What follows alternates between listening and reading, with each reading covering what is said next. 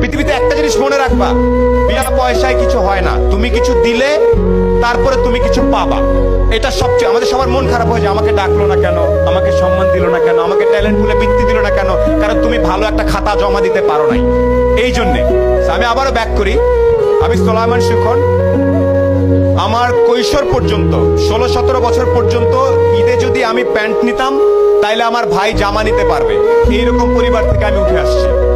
আমার বাবা ছিলেন আর্মির একজন সার্জেন্ট, যেটাকে আমরা হাবিলদার বলি। আমরা ছিলাম 5 ভাই বোন। সে অবস্থা থেকে আল্লাহর রহমতে এখন অনেক ভালো জায়গায় আছি। এই গল্পটা ছোট্ট করে একটু বলবো। আমি নর্মাল বিভিন্ন জায়গায় পড়াশোনা করছি। গাড়ির সিট বেল্ট কেমনে বাঁধতে হয় সেটা আমি আসলে 18 বছর পর্যন্ত জানতাম না। গাড়ির সিট বেল্ট এদিক থেকে টাই নাই না এদিকে বাঁধতে আমি জানতাম না।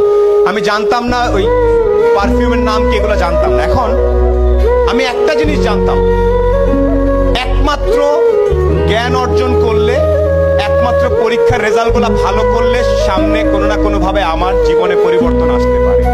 এখানে পরীক্ষার রেজাল্ট ভালো কার কার আমি আওয়াজ শুনতে চাই। 13 থেকে 19 আওয়াজ শুনতে চাই ভালো ছাত্রছাত্রীদের। এখানে প্রত্যেকে ভালো ছাত্রছাত্রী আমি জানি। আমি আজকে লিস্টে পড়েছি। পলক ভাই প্লেনে আস্তে আস্তে বলছিল যে এত ছেলে মেয়ে, এত কৃতি সন্তান আমি কিভাবে ছবি তুলবো একসাথে, আমার তো পুরো মাঠ লাগবে।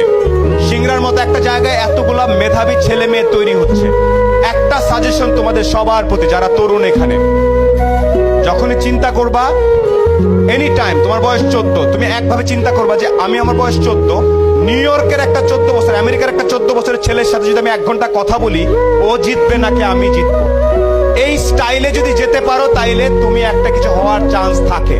না অনেক আগেই বলতে পারবো না ভাই আমি, কেন আমেরিকার ছেলেটা কি দেখে, ও যা দেখে তুমিও তাই দেখো। ইন্টারনেট আছে না, আমি তোমাদের শেখ কামাল ডিজিটাল ল্যাব দেখে আসছি। আমি জানি এই আমতলা ইন্টারনেটের কারণে ছেলে পেলে এসে বসে বসে কাজ করে, আমি জানি এটা। আমেরিকার ছেলেটা যে ইন্টারনেট ইউজ করতেছে, তুমি একই ইন্টারনেট ইউজ করতেছো না? কে কে আওয়াজ? না ভাইয়া, আমি তো ইন্টারনেটে খালি গান দেখি আর একটু ফেসবুক করি, তাইলে হবে না। আবার একটু বলি কিছু কিছু বেসিক জিনিস।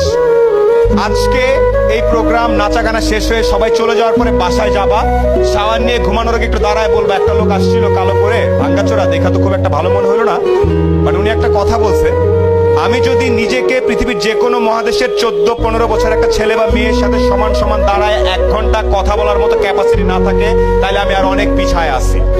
এই সাহস কার কার আছে? আমেরিকার একটা ছেলের সাথে 1 ঘন্টা, আয় বাবা তোর সাথে আলাপ করি, আয় তোর একটু চলন বিলের স্টাইল শিখায়, আয়, এটা কে কে করতে পারবে?